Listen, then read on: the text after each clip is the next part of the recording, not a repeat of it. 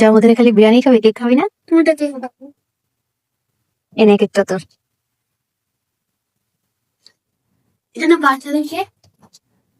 না, এটা তোর জন্যই বানানো। তোর জন্য সারপ্রাইজ। দেখ তোর জামার কালার একদম কেকটা, বুঝছিস? তোর জামাও যেই কালার, কেকও সেই কালার, সেম। আসসালামাইকুম, কেমন আছেন সবাই? কালকে ইয়াসফার বার্থডে, তা ওকে সারপ্রাইজ দেওয়ার জন্য আমি 2টা কেক বানাবো। তো সারপ্রাইজ থাকবে, কিন্তু সেভাবে না যে ওকে লুকিয়ে কেকটা বানাবো, কারণ এখন আগের মতো না, ছোট বাচ্চা আছে যেহেতু। যেভাবে প্ল্যান করি সেভাবে কিন্তু কোনো কিছুই হয় না, সবকিছু উল্টাপাল্টা হয়ে যায়। তো কেকটা ওর সামনেই বানাবো, কিন্তু ওকে বলবো যে এটা অর্ডারের কেক। তো এভাবে আমি 2টা কেক রেডি করব।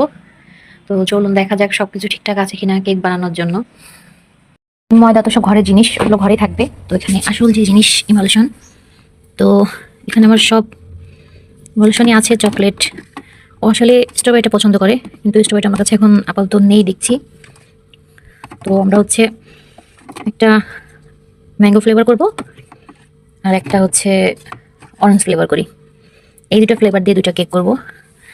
তো এবার দেখা যাক ক্রিম আছে কিনা। এই যে এখানে ক্রিমও আছে, ঠিক আছে। ইমালশন আর ক্রিম এই 2টা বেশি দরকার ছিল, এগুলো ক্রিম। মোটামুটি এই 2টা জিনিস ঠিক আছে, আর বাদ বাকি যা ঘরেরই আছে। তো এগুলো দিয়ে আমি কেক রেডি করবো, তো সাথে থাকবেন। আসসালামু আলাইকুম। তো এই ক্লিপটার ক্যামেরাম্যান হচ্ছে ইয়াসফা, ঠিক আছে। তো আজকে আমি 2টা অর্ডারের কেক বানাচ্ছি, তো শুরু করা যাক। কিন্তু অর্ডারের কেক, ঠিক আছে। কাস্টমারটা কিন্তু আমার খুবই পরিচিত, তো সে কিন্তু কিছুই বলেনি তার কি ফ্লেভার লাগবে, কি ডিজাইন লাগবে। তো সেটা আমি যতদূর সম্ভব জানি, তো আমি তার পছন্দ মতোই করার চেষ্টা করছি।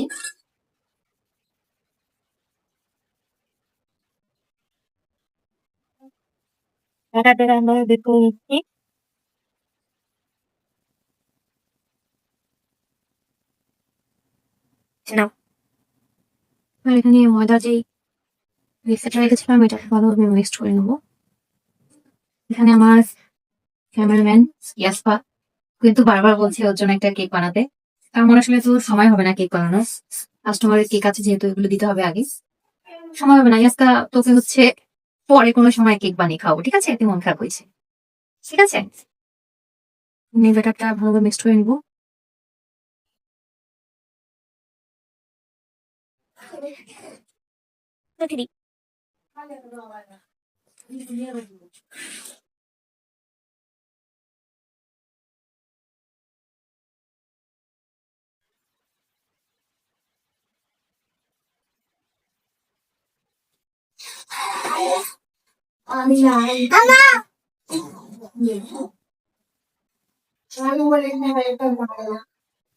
কেক রেডি হয়ে গেছে, দেখা যাক কেমন হলো কেক গুলো।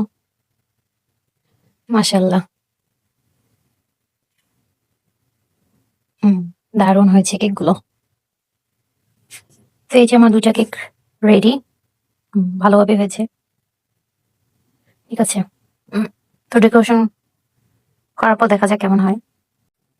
আলহামদুলিল্লাহ, এই যে কেক রেডি হয়ে গেছে। এখন আমি আনমোল্ড করবো, দেখা যাক কেমন হচ্ছে। এই যে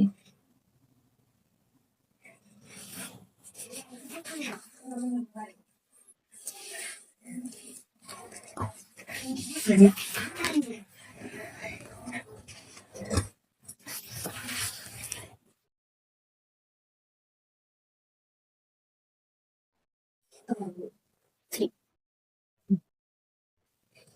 তো এই যে আমার 2টা কেক রেডি। এই 2টা কেক আমি ডেকোরেশন করে একবারে ফাইনাল লুক আমাদের সামনে নিয়ে আসবো।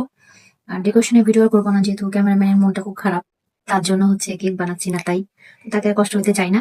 আমি নিজে নিজে ভিডিও করে তারপর আপনার সাথে শেয়ার করবো। এই যে আমার কেক 2টা রেডি হয়ে গেছে, এই যে দেখছেন, পড়ে না যায়।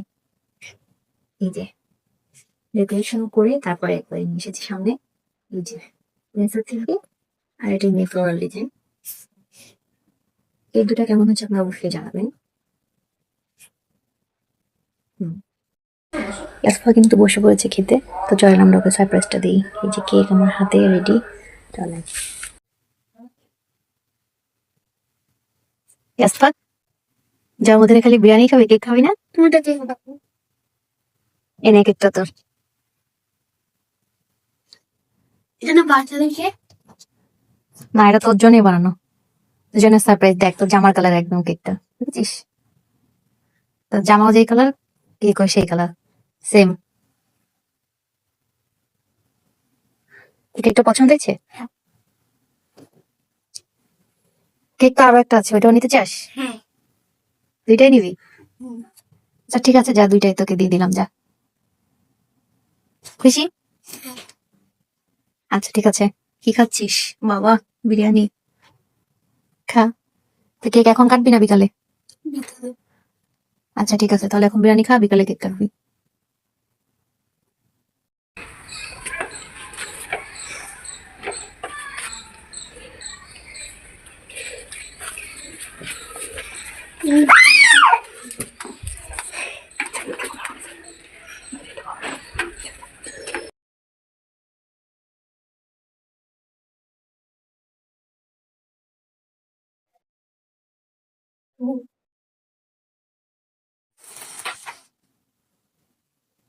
খাও তো, বর্মা খাও।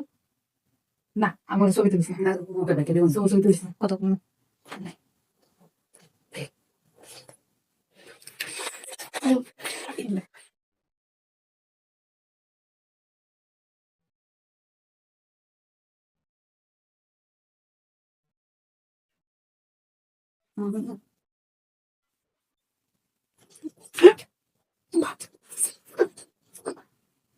Mama. Ayo. দেয়ান দেয়ান দেয়ান। ও